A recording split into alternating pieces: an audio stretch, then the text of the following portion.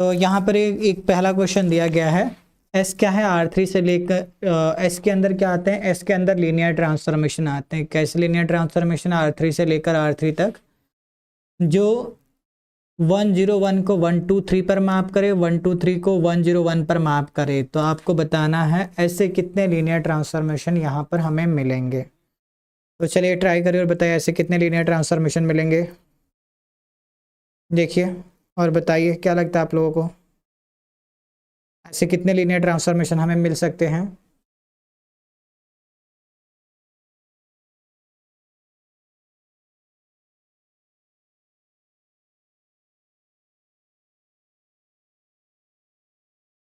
Good morning everyone.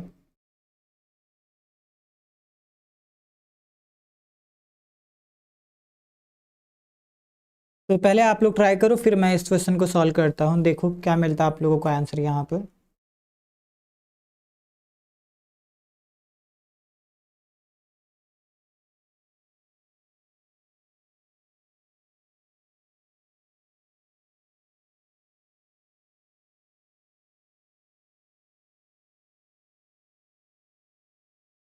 प्रतीक कह रहे हैं ई तो ऑप्शन में ही नहीं है, डी।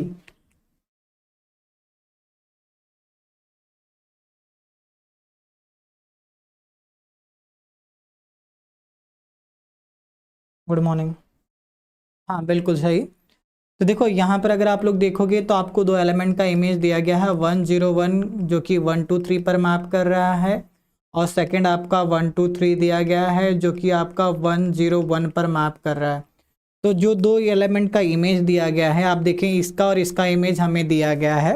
अगर हम लोग चेक करेंगे तो लीनियरली इंडिपेंडेंट एलिमेंट है। तो आप सभी को पता है किसी भी लीनियरली इंडिपेंडेंट सबसेट का, वेक्टर स्पेस का अगर कोई लीनियरली इंडिपेंडेंट सबसेट हो तो उसको हम एक्सटेंड करके बेसिस बना सकते हैं ना। तो यहाँ पर भी क्या कर सकते हो, एस सपोज ऐसा एक ले लीजिए जिन दो एलिमेंट का इमेज दिया गया है 123 ले लीजिए, और यहाँ पर एक ऐसा एलिमेंट ले लीजिए ABC ना, सो दैट ये क्या बन जाए, इसका एक्सटेंडेड बेसिस बन जाए, R3 का डोमेन का, R3 का एक्सटेंडेड बेसिस बन जाए। तो दो एलिमेंट का इमेज हमें दिया गया है, तीसरा मान लीजिए अगर बेसिस के एलिमेंट का इमेज हमें नहीं दिया गया है तो इसको मैं मेरी मर्जी चाहे कहाँ पर भी मैप कराऊं। तो यहाँ पर अगर आप देखोगे ABC आपके रियल नंबर है तो आपके पास कितने चॉइस आ जाएंगे, यहाँ पर अनकाउंटेबल चॉइस आ जाएंगे, कहीं पर भी आप इसे मैप करा सकते हो। ठीक है, अगर हमें थर्ड एलिमेंट का बेस, थर्ड एक और एलिमेंट का इमेज दिया होता और ऐसे एलिमेंट जिनका इमेज दिया गया है ना, या जो कहाँ पर मैप करते हैं आपको बताया गया, सपोज जो बेसिस बनता है, तो उस केस में अगर बेसिस के एलिमेंट के सारे एलिमेंट का इमेज आपको पता हो तो यूनिक लीनियर ट्रांसफॉर्मेशन बनता है। अगर एक भी कम एलिमेंट का इमेज का आपको पता नहीं है, मतलब एक भी ऐसा एलिमेंट मिल जाता है जिसका इमेज नहीं पता, तो उस केस में आपके पास इनफाइनाइट नंबर, या आप कह सकते हो uncountable number of linear transformation मिलेंगे। ये समझा आप लोगों को, क्या ये समझ आया।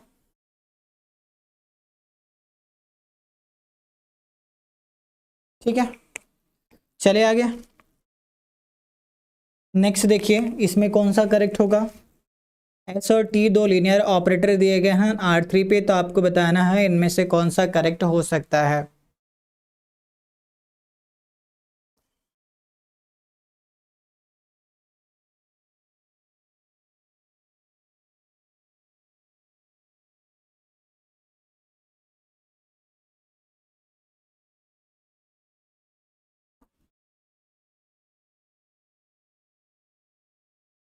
चलिए बताइए कौन सा करेक्ट होगा।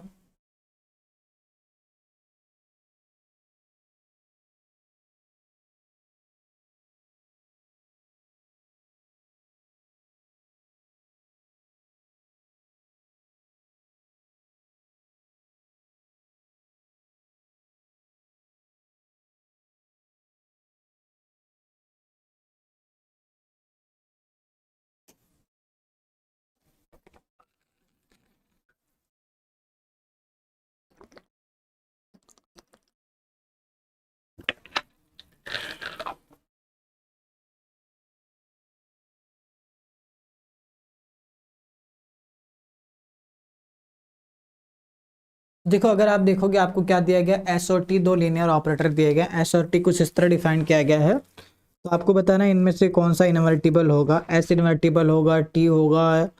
तो आपने किस तरीके से फाइंड किया, या तो आप कर्नल से भी फाइंड करके बता सकते हो, आप with respect to standard basis matrix में कन्वर्ट करके भी बता सकते हो, कई तरीके हैं। तो चलो मान लीजिए ना, मैं with respect to standard basis, R3 का स्टैंडर्ड बेसिस आप सभी को पता ही है। तो एस ऑफ 1 0 0 अगर मैं फाइंड करूँ तो ये 1 1 1 पर मैप करेगा। एस ऑफ 0 1 0 अगर मैं फाइंड करूँ तो 0 1 -1 पर मैप करेगा। एस ऑफ 0 0 1 अगर मैं फाइंड करूँ तो ये मुझे क्या मिलेगा, 0 0 -1। तो इसको अगर आप एस को मैट्रिक्स में लिखोगे तो ये क्या बनेगा, 1 1 1। ठीक है, और ये क्या हो जाएगा, 0 1 -1, ये 0 0 -1, ये आपको मिला। तो यहाँ पर अगर आप देखोगे एस का डिटर्मिनेंट क्या है, determinant of S is not equal to 0, non zero, मतलब एस ए इन्वर्टिबल मैट्रिक्स बन गया। अगर ये इन्वर्टिबल है तो 1 1 भी हो जाएगा, 1 2 भी हो जाएगा एस।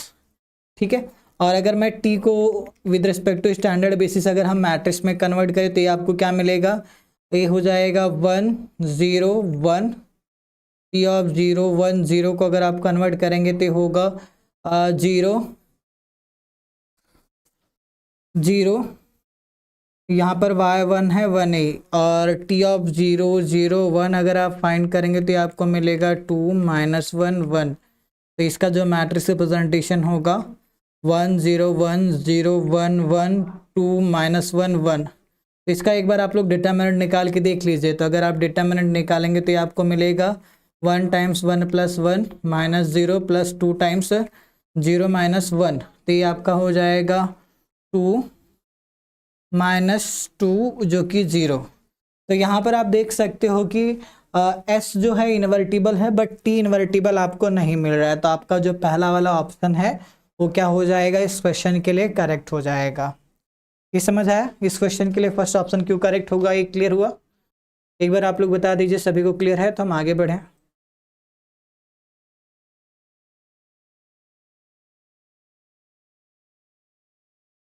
ठीक है,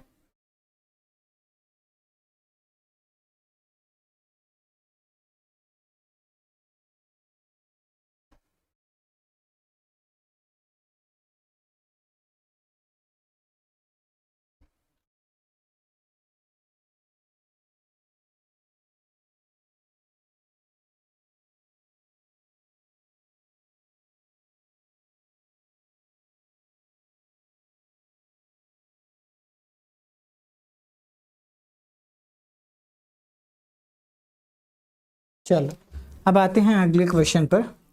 तो अगला क्वेश्चन कुछ ऐसा दिया गया है,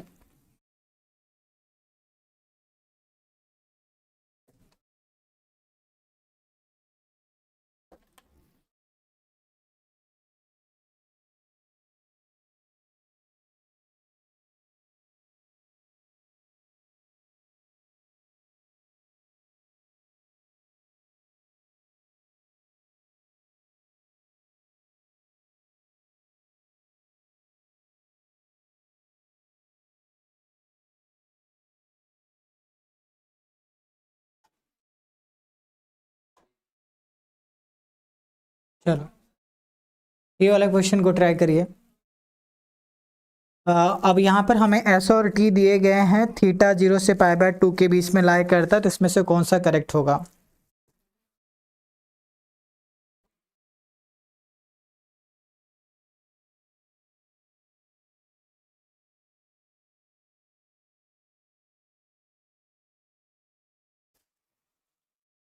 देखिए इसमें से कौन सा करेक्ट होगा।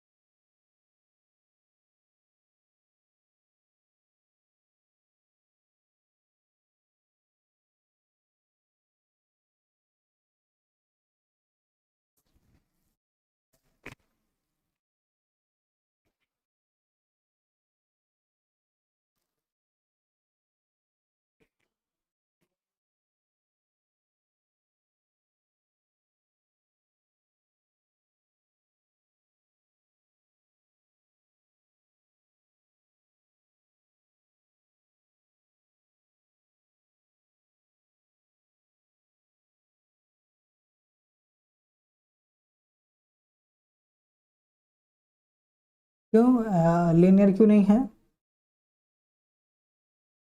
टी लीनियर क्यों नहीं है? टी तो लीनियर ट्रांसफॉर्मेशन है ना। एस और टी दोनों लीनियर है, क्यों लीनियर नहीं लग रहा आपको?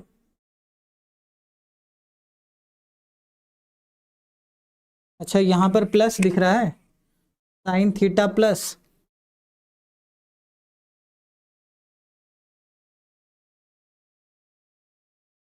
साइन थीटा प्लस दिख रहा है इसलिए कह रहे हो क्या?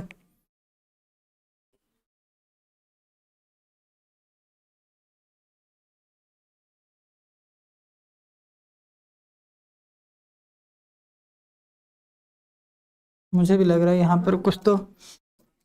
हाँ, यहाँ पर एक्स साइन थीटा होगा। हाँ, एक्स साइन थीटा होगा। आप ट्राई करो। ठीक है।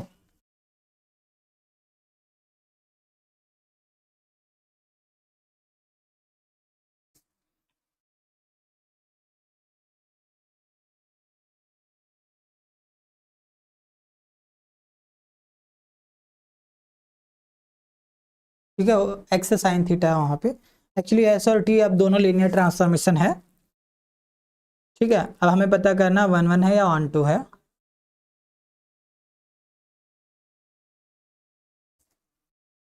तो इसे भी हम लोग चाहे तो with respect to standard basis matrix में कन्वर्ट कर सकते हैं, फिर मैट्रिक्स को देखकर हम बता सकते हैं यहाँ पर होगा या नहीं होगा, है ना। तो अगर आप एस देखेंगे तो एस ऑफ 1 0 0, ये आपको क्या मिलेगा? ये आपका हो जाएगा 2 4 एंड 2 हो जाएगा। एस ऑफ 0 1 0 ती होगा 0 -1 3 हो जाएगा।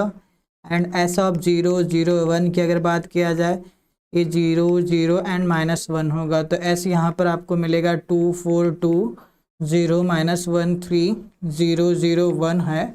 तो अगर आप यहाँ पर डिटर्मिनेंट निकालेंगे तो क्या मिलेगा? डिटर्मिनेंट ऑफ एस, तो जो कि नॉन जीरो मिलेगा, मतलब ये इन्वर्टिबल हो जा रहा है, वन वन और ऑन टू दोनों है ना।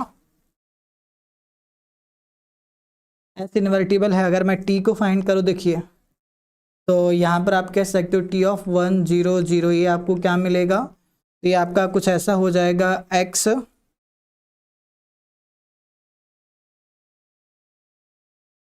एक्स की वैल्यू 1 रख दिया हमने, ये क्या हो जाएगा? Cos theta sine theta and 0। और टी ऑफ 0 1 0 आपको क्या मिलेगा? Minus sine theta cos theta and Z यानी 0। और आपका क्या है? टी ऑफ 0 0 1, ये आपको क्या मिलेगा?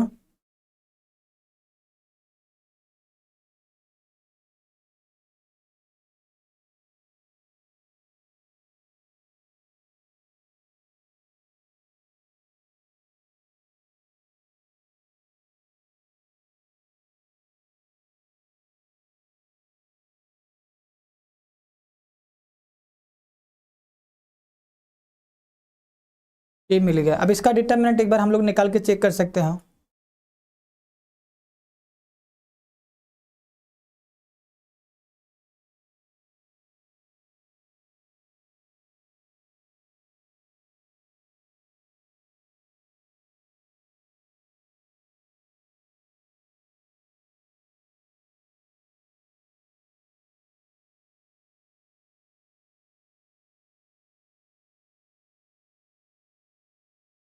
तो इसका मतलब टी भी इन्वर्टिबल है, एस और टी दोनों इन्वर्टिबल है। आ, तो T is one one but not S is false हो जाएगी। S is one one but not T, both S and T are 1 to 1, neither S nor T. तो यहाँ पर सी आपका करेक्ट हो जाएगा इस क्वेश्चन के लिए। ठीक है, तो इस क्वेश्चन के लिए आपका ऑप्शन सी करेक्ट होगा। ये समझ आया?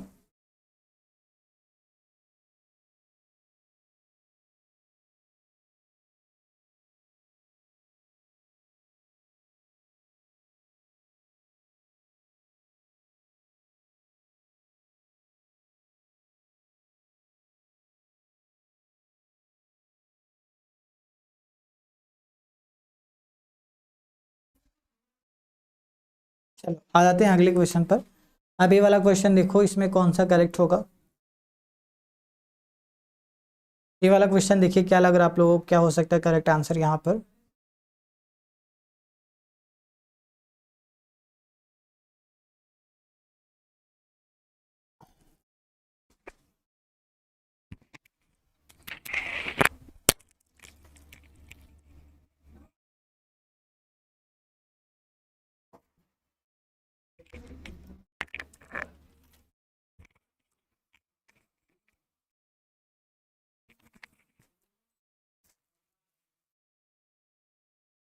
गेट में आपके जैसे जो नेट वाला है सारे टॉपिक्स पे आते हैं, बस इस पे नहीं आता क्वाड्रेटिक फॉर्म पे।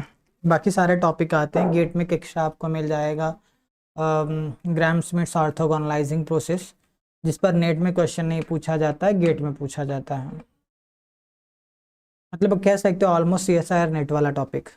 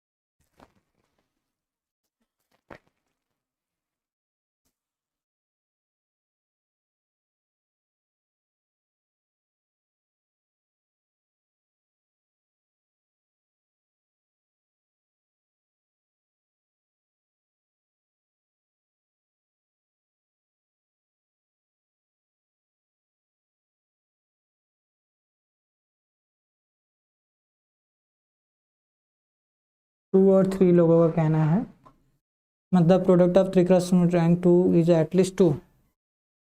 हमें यहाँ पर फॉल्स बताना है ना। देखो अगर ना आपको कोई, आपको पता ही होगा एक रिजल्ट है कि अगर आपको दो, सपोज एक आपको इन्वर्ट एक मैट्रिक्स दिया जाता है A is equal to n cross n दिया गया है और ए का डिटर्मिनेंट नॉन जीरो, मतलब ए इन्वर्टिबल है, तो भी कोई भी मैट्रिक्स है n क्रॉस n का, उस केस में बी आपका मान लीजिए कोई भी मैट्रिक्स है n क्रॉस n का, तो उस केस में rank of a into B A किसके इक्वल हो जाता है, रैंक ऑफ बी के इक्वल। अब यहाँ पर देखो आपको क्या दिया गया है, पहले में दो मैट्रिक्स दिया गया ए और बी 2x2 के हैं, दोनों इन्वर्टिबल हैं, तो इनका अगर रैंक 2 है प्रोडक्ट का तो रैंक 2 हो जाएगा इस रिजल्ट से। तो पहला वाला करेक्ट है, बट हमें फॉल्स चाहिए। अब सेकंड के लिए देखो, rank of A into B क्या होता है, rank of A into B जो होगा ज़्यादा से ज़्यादा जो मिनिमम होगा दोनों में उसके बराबर होगा, ए का रैंक बी का रैंक। तो यहाँ पर ए और बी दोनों का रैंक 2 है, मतलब ए बी का रैंक ज़्यादा से ज़्यादा 2 होगा प्रोडक्ट का रैंक। तो the product rank is at most 2, ये भी करेक्ट है। ये कह रहा है कि एटलीस्ट कम से कम 2 होगा, तो ये आपका फॉल्स हो गया, इसलिए ये करेक्ट है। और लास्ट क्या कह रहा है, product of 2x2 real matrixes of rank 1 can be zero matrix. ऐसा हमें मिल सकता है, मिल सकता है ना, 2x2 के ऐसे मैट्रिक्स मिल सकते हैं जिनका रैंक 1 है, बट उनका अगर आप प्रोडक्ट लेंगे तो जीरो मिल जाए। तो सपोज ए और बी आप यही ले लीजिए, और ए और बी का अगर आप प्रोडक्ट लेंगे तो आपको क्या मिल जाएगा, जीरो मैट्रिक्स। तो ये भी करेक्ट है, इसलिए फॉल्स है, हमें फॉल्स सेलेक्ट करना है ना। तो इसके लिए थर्ड वाला ऑप्शन आपका करेक्ट हो जाएगा। क्या ये समझ आया आप लोगों को, थर्ड वाला क्यों करेक्ट होगा। देखिए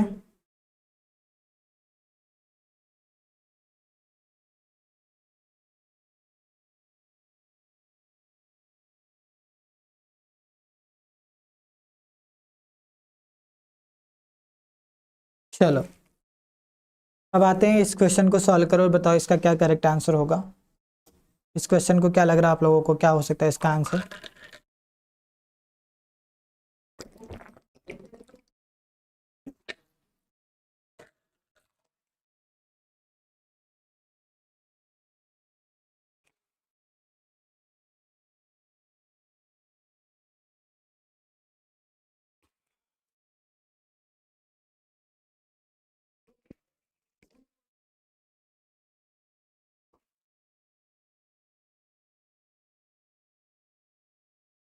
बिल्कुल सही विक्की। तो जिन्होंने CSIR नेट का एग्जाम दिया होगा उनको पता होगा, इस बार एक क्वेश्चन एग्जाम में पूछा गया था। अच्छा क्वेश्चन है वैसे ये भी।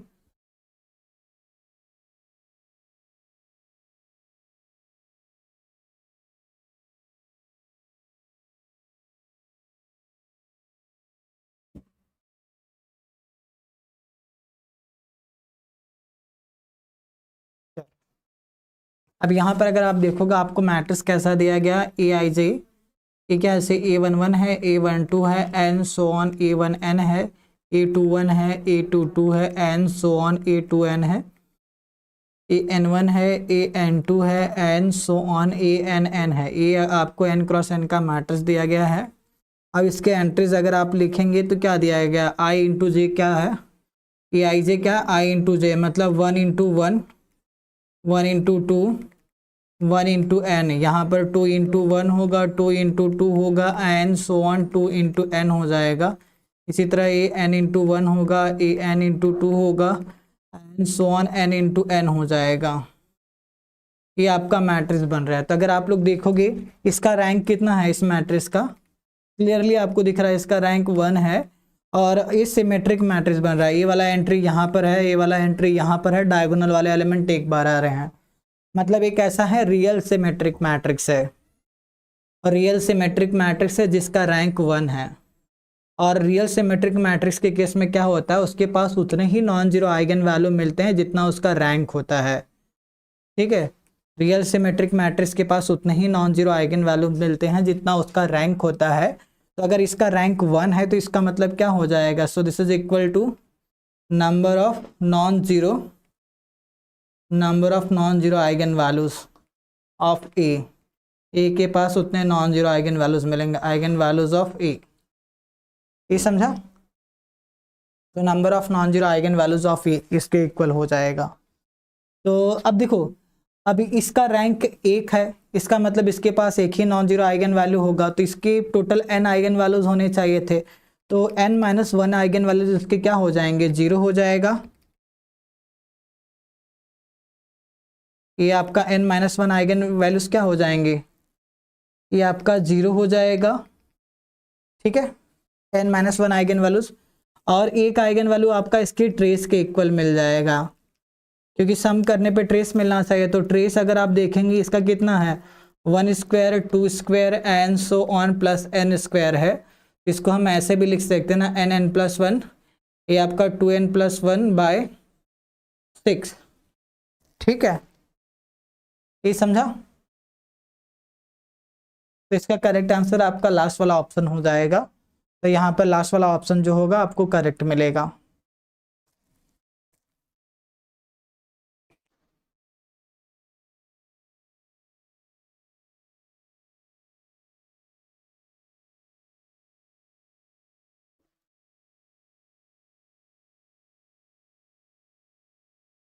ठीक है, चले आगे।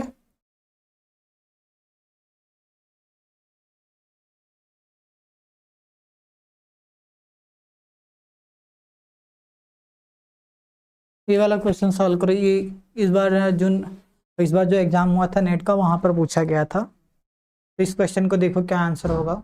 ये भी ठीक ठाक क्वेश्चन था, मतलब आसानी से किया जा सकता है इसे, ऐसा क्वेश्चन था।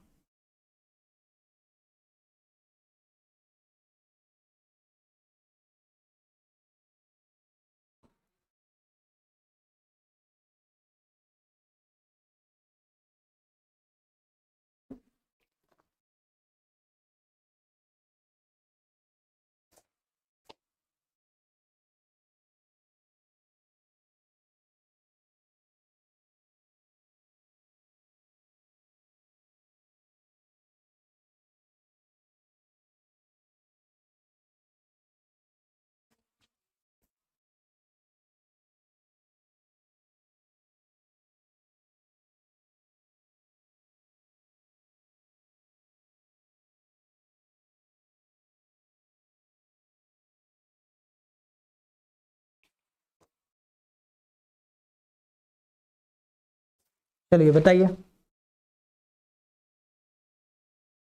इसके लिए क्या करेक्ट आंसर मिलेगा आप लोगों को।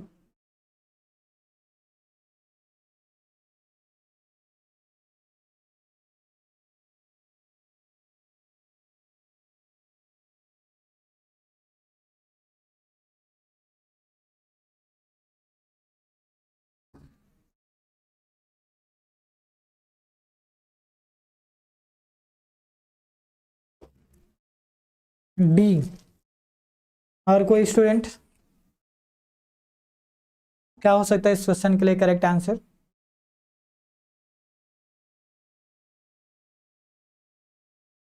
बताइए।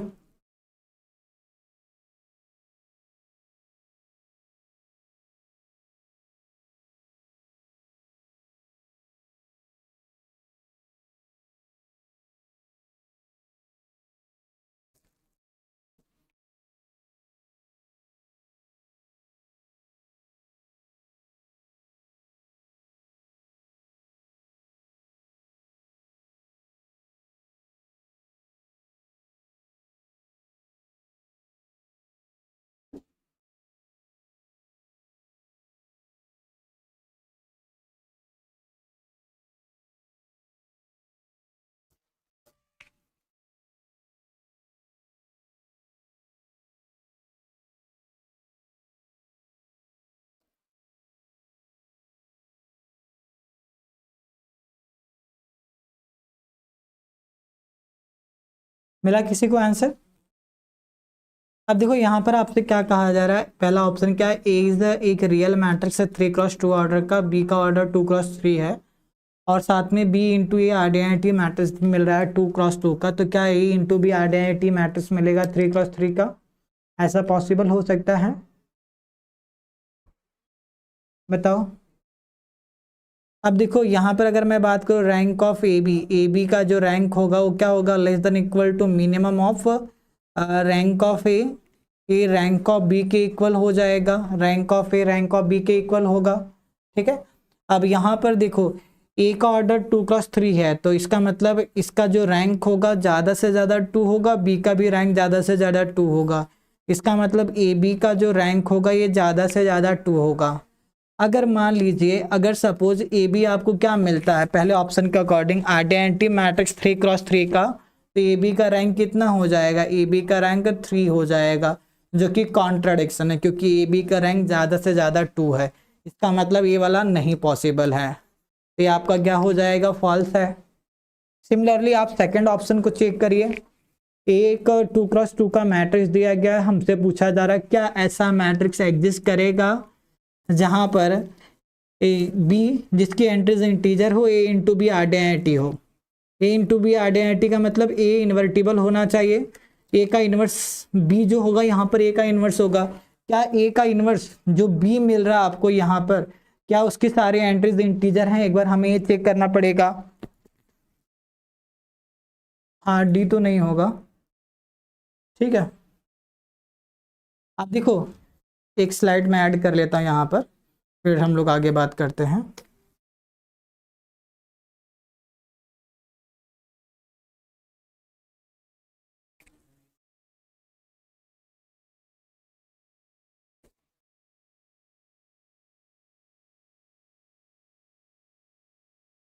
ठीक है।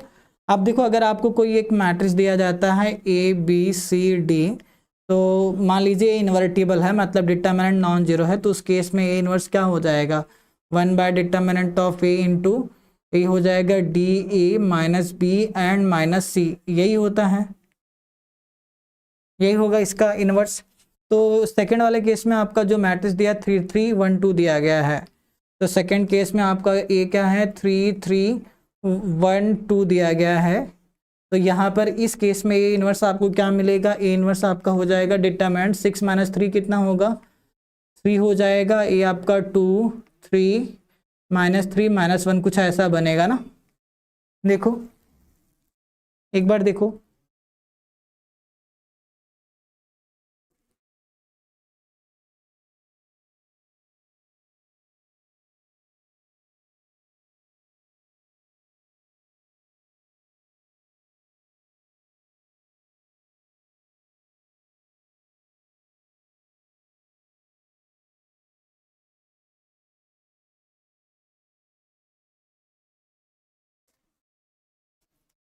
ठीक है।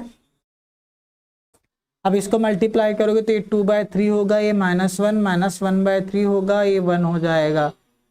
क्या यहाँ पर देखिए ए इनवर्स के एंट्रीज क्या इंटीजर है, ए इनवर्स के एंट्रीज क्या इंटीजर आपको मिल रही है यहाँ पर,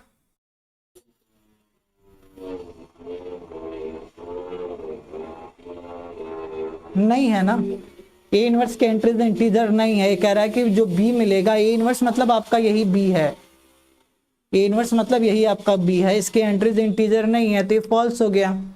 सिमिलरली आप थर्ड ऑप्शन को चेक कर सकते हो, क्या थर्ड ऑप्शन पॉसिबल होगा या नहीं होगा। देखो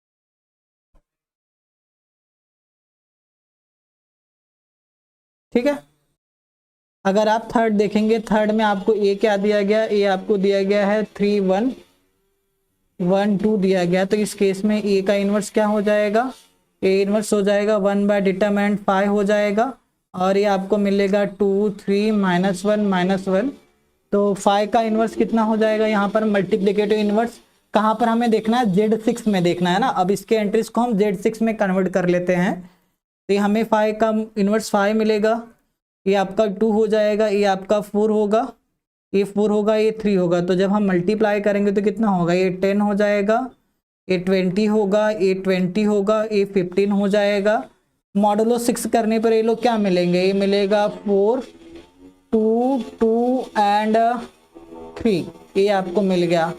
ये वाला पॉसिबल है, ये कह रहा है कि ऐसा बी हमें मिलेगा जहां पर बी के एंट्रीज Z6 से होंगी, ये सही है। थर्ड वाला आपका यहां पर करेक्ट हो जाएगा इस क्वेश्चन के लिए, ठीक है। तो इस क्वेश्चन के लिए थर्ड ऑप्शन आपका करेक्ट हो जाएगा। अब लास्ट वाला आपसे क्या कह रहा है, अगर आप लास्ट ऑप्शन देखेंगे तो लास्ट ऑप्शन में क्या दिया गया है, if A is a real non zero 3x3 diagonal matrix then there is a real matrix B such that A into B is identity matrix. ये पॉसिबल होगा,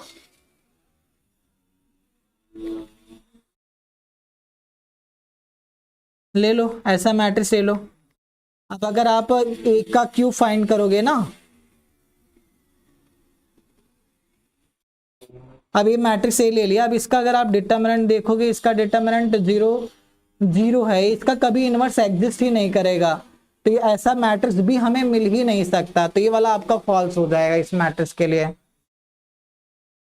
कौन सा कैसे निकाला, एक ग्रुप थियरी में आप लोग यूज किए होंगे ना, एंट्रीज को हम Z6 में कैसे लिखेंगे, एक ग्रुप थियरी का रिजल्ट है, रिजल्ट नहीं कह सकते, तो ग्रुप थियरी में हम लोग काफी बार करते हैं ना, ठीक है। हाँ देखो एक बार, और किसी को कुछ डाउट है,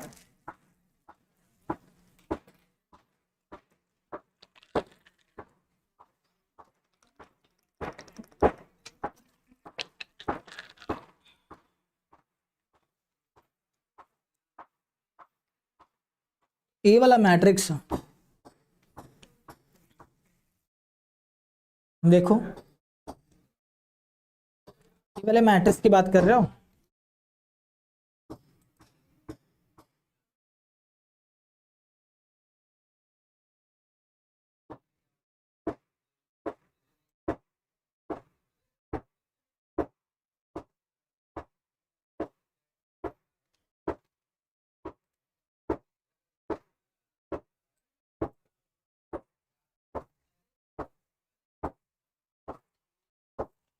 -1, अरे एक मिनट Z6 में करना ना, +6 करेंगे, 4 नहीं, ये 5 हो जाएगा, फिर तो ये 4 नहीं होगा, ये 5 होगा, Z6 वाले एलिमेंट को ऐड कर रहे हैं ना, +6 कर देंगे, -1 है, तो इसमें 6 आप ऐड करके देख लो, 5 मिलेगा, ठीक है, तो ये आपका 25 हो जाएगा। तो अगर ये 25 हो जाएगा तो यहाँ पर आपको 1 1 मिलेगा, ठीक है, हाँ हाँ -1 5 होगा बिल्कुल। चलो बढ़े अगले क्वेश्चन की तरफ, ये वाला ट्राई करिए, ये वाला देखिए क्या मिलेगा।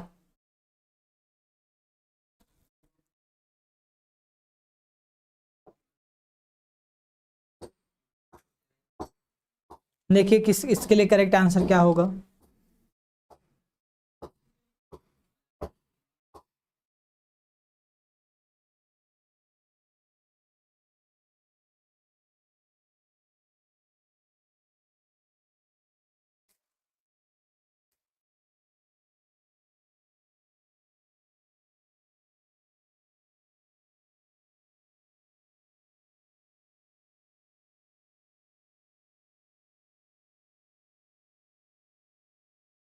1 और 3, ठीक है। ये सभी को मिला या किसी को कोई दिक्कत इस क्वेश्चन में?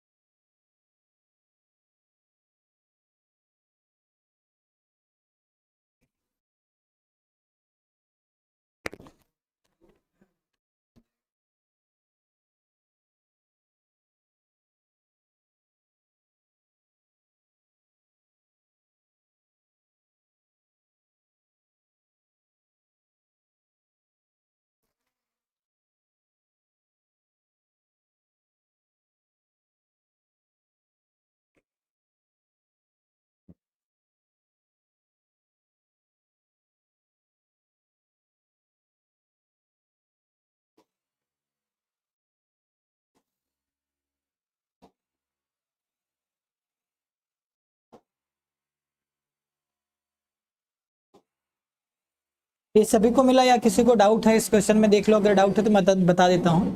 तो यहाँ पर देखो आपको एक्स वाई दिया गया है, X square plus X plus identity, तो इसको मैं ऐसे लिख सकते हैं ना, X Y minus X square minus X equal to identity. हम लोग क्या करते हैं, यहाँ से x को कॉमन ले लेते हैं। अगर हम x को कॉमन लेंगे तो क्या बनेगा, y minus X minus identity is equal to identity. तो यहाँ पर देखो x into some matrix equal to identity, इसका मतलब x इनवर्स एग्जिस्ट हो जाएगा, आपका मैट्रिक्स क्या हो जाएगा, इन्वर्टिबल हो जाएगा। तो पहला वाला ऑप्शन करेक्ट है, x आपका इन्वर्टिबल हो जाएगा। अब सेकंड वाले ऑप्शन के लिए हम लोग क्या करते हैं, x आपका माइनस आइडेंटिटी ले लेते हैं, y आपका माइनस आइडेंटिटी ले लेते हैं, ठीक है। तो उस केस में अगर आप देखेंगे एक्स वाई आपको क्या मिलेगा, आई मिलेगा, एक्स स्क्वायर प्लस आई आपको क्या मिलेगा, ये भी आई मिलेगा, मतलब ये दोनों इक्वल हो गए। तो इस कंडीशन को ये सेटिस्फाई कर रहे हैं। तो अब देखो, अब x प्लस आइडेंटिटी अगर आप लेंगे तो x आपने क्या लिया है, minus identity plus identity equal to 0 is not invertible, ये आपका इन्वर्टिबल नहीं है, ये आपका इन्वर्टिबल नहीं मिला, इसका मतलब ये फॉल्स हो जाएगा, ठीक है। अब यहाँ पर थर्ड हमें देखना है क्या एक्स वाई और वाई एक्स एक दूसरे से कम्यूट कर रहे हैं या नहीं कर रहे हैं, इस पर हमें पता लगाना है। तो कम्यूट करने वाला, तो देखिए अगर मैं बात करूँ, हमें दिया क्या गया है, X Y is equal to Y square X square plus identity दिया गया है।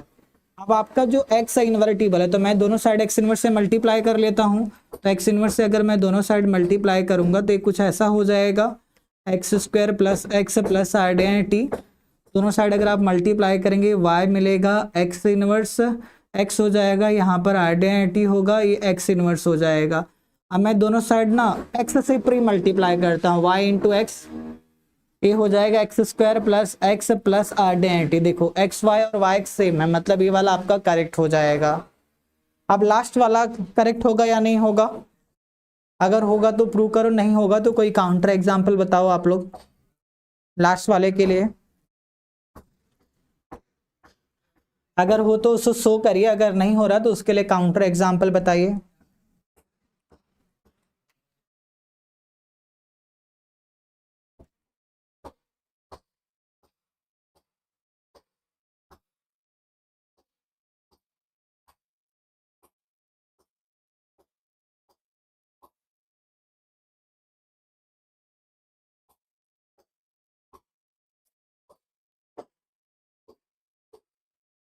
ठीक है, थर्ड के लिए कोई काउंटर एग्जांपल है आपके पास, थर्ड ऑप्शन के लिए?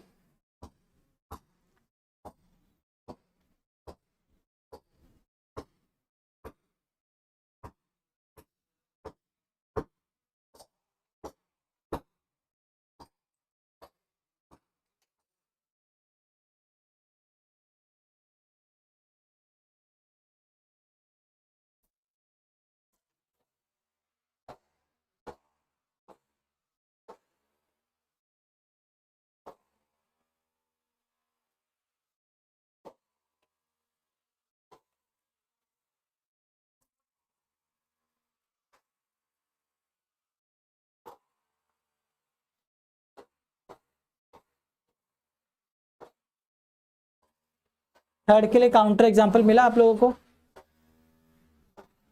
एक बार बताइए, थर्ड के लिए काउंटर एग्जाम्पल, सॉरी थर्ड नहीं, फोर्थ के लिए।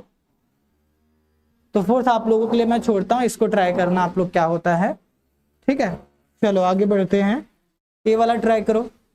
इस क्वेश्चन के लिए करेक्ट आंसर क्या होगा? देखिए क्या लगता है आप लोगों को यहां पर क्या मिल सकता है करेक्ट आंसर?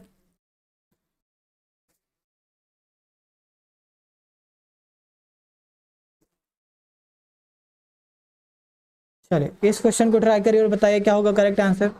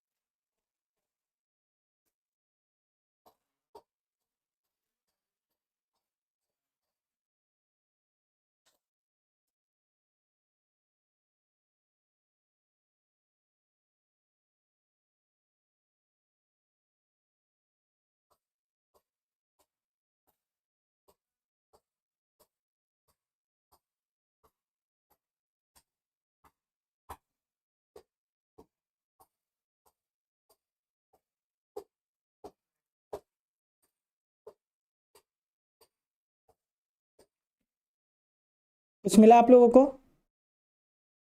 देखो और बताओ क्या मिला आपको, कुछ मिला किसी को?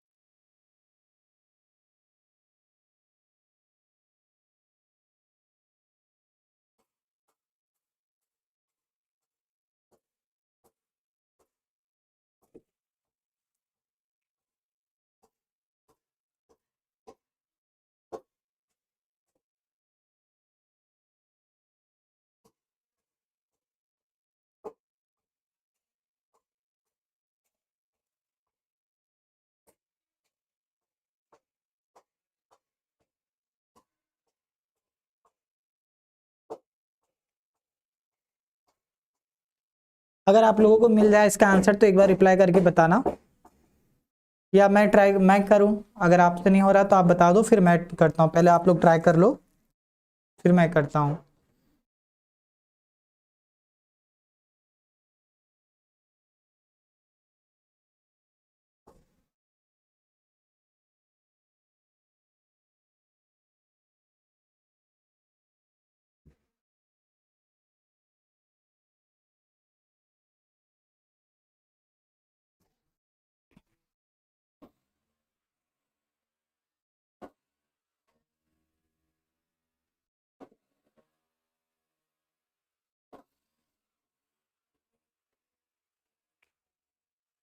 देखो ये 2x2 का मैट्रिक्स है, तो कैरेक्टरिस्टिक पॉलिनॉमियल क्या हो जाएगा इसका, ये आपको ऐसा कुछ मिलेगा, X square minus trace of A into X plus determinant of A, इसके इक्वल मिलेगा इसका कैरेक्टरिस्टिक पॉलिनॉमियल। ये हो जाएगा एक्स स्क्वायर माइनस ट्रेस कितना है 4x माइनस आपको कितना मिलेगा 5। तो कैला हैमिल्टन थ्योरम से अगर आप देखोगे तो ये क्या हो जाएगा, मैट्रिक्स इसको सेटिस्फाई करेगा। तो यहाँ पर हम लोग कैला हैमिल्टन थ्योरम अप्लाई करेंगे, तो A square 4a minus 5 times identity आपको 0 मिलेगा। इसको नाम दे दिया से स्टार। अब मैं क्या करता हूँ, इतने टर्म को कंसिडर कर लेता हूँ, इतने पार्ट को, और इसको मैं सिंप्लीफाई करके देखने की कोशिश करता हूँ क्या क्या पॉसिबल होगा। ठीक है, हाँ बिल्कुल। तो यहाँ पर अगर मैंने ले लिया कंसिडर, देखिए a to the power 5 minus 4 a to the power 4 minus 7 a cube plus 11 a square minus a minus 10 times identity. तो यहाँ से मैं क्या करता हूँ, ए क्यूब को अगर मैं कॉमन लेता हूँ तो देखिए क्या मिलेगा, ये आपको मिलेगा a to the power 5 minus 4a minus 4a हो जाएगा। ठीक है, और minus 7 times identity plus 11a square minus a minus 10 times identity. तो ये आपको हो जाएगा 11 स्क्वायर। और इसको देखो ऐसे भी तो लिख सकते हैं ना, a to the power 5 minus 4 into identity minus 5 times identity minus 2 times identity. तो इतना वाला पार्ट 0 हो जाएगा, plus 11a square minus a minus 10 times identity. तो बाई स्टार अगर यूज करोगे तो पार्ट 0 होगा, तो क्या मिलेगा minus 2a cube plus 11a square minus a minus 10 times identity आपको मिलेगा। अब हमें यहाँ पर ए क्यूब की वैल्यू देखो, इसको अगर मैं दोनों साइड प्री मल्टीप्लाई कर लूँ तो ए क्यूब ए से मल्टीप्लाई करूँ तो मुझे मिल जाएगा। या आप ऐसे बता सकते हो ए स्क्वायर आपका क्या है 4a minus plus 5 times identity. तो ए क्यूब आपका क्या हो जाएगा, ए हो जाएगा 4a स्क्वायर प्लस 5 टाइम्स ए हो जाएगा। तो ए क्यूब की जगह पे मैं इसको सब्स्टिट्यूट कर देता हूँ, तो ये minus 2 times 4a square plus 5 times a plus 11a square minus a minus 10 times identity हो जाएगा। ये आपको मिलेगा माइनस 8a का स्क्वायर प्लस माइनस 10a मिलेगा प्लस 11a स्क्वायर होगा minus a minus 10 times identity. तो देखो 8 और 11, ये 3 टाइम्स ए स्क्वायर हो जाएगा माइनस 11a होगा माइनस, ठीक है, 10 टाइम्स आइडेंटिटी। ए स्क्वायर की जगह पे अब इस वैल्यू को मैं सब्स्टिट्यूट कर दूंगा। ओबीसी का कट ऑफ मुझे लग रहा है कि 90-95 तक जाना चाहिए, या मैक्स टू मैक्स 100 जाएगा। ठीक है, मैक्स टू मैक्स 100 ही जा सकता है, उससे ज्यादा तो नहीं जाना चाहिए। तो अगर मैं इसको रखूंगा तो ये हो जाएगा 3 times 4a plus 5 times identity minus 11a minus 10 times identity. So ये हो जाएगा 12a plus 15 identity minus 11a minus 10 identity. ठीक है, तो अगर इसको आगे हम सिंप्लीफाई करेंगे तो ये 12a हो जाएगा आपका a प्लस 5 टाइम्स आइडेंटिटी। तो एक्चुअली किसके इक्वल है, a into A plus B into identity. तो यहाँ पर a की वैल्यू 1 आई, b की वैल्यू कितना मिला, b की वैल्यू 5 मिली है ना। तो ये टोटल एडिशन 6 होगा, लेस देन 7 है, 2 से डिविजिबल है, ये फॉल्स हो जाएंगे। तो यहाँ पर आपका 2 और 3 वाला जो ऑप्शन होगा एक करेक्ट हो जाएगा। ये समझ आया 2 और 3 क्यों करेक्ट होगा।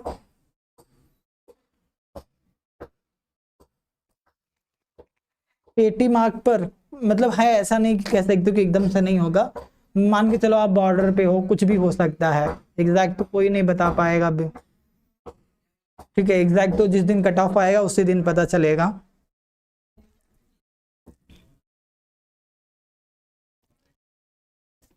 ठीक है।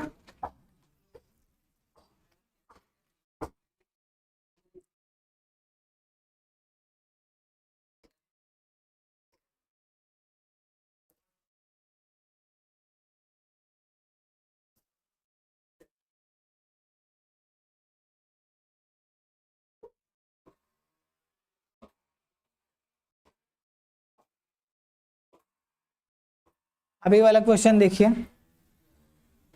इसके लिए क्या लग रहा है आप लोगों को, क्या हो सकता है करेक्ट आंसर?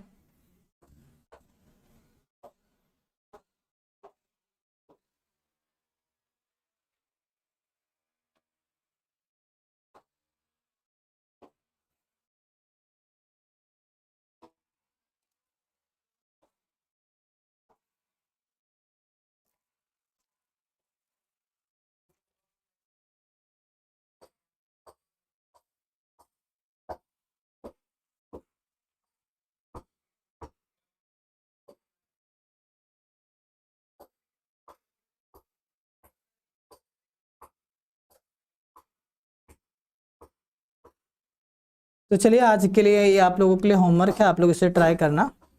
फिर से शाम को हम लोग मिलते हैं IIT एग्जाम वाले चैनल पे, तो वहाँ पर भी क्वेश्चन की प्रैक्टिस करेंगे।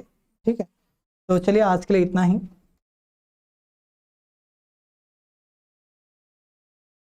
ठीक है, चलो, थैंक यू।